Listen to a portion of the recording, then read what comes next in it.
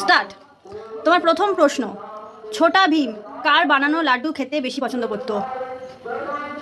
টুনটুনি মাসি। ঠিক আছে। আমাদের দেশে প্রথম প্রধানমন্ত্রী কে ছিলেন? জওহরলাল নেহরু। রাইট। আমাদের জাতীয় গাছ কোনটি? জাতীয় গাছ হ্যাঁ। আম গাছ। ভুল, বট গাছ।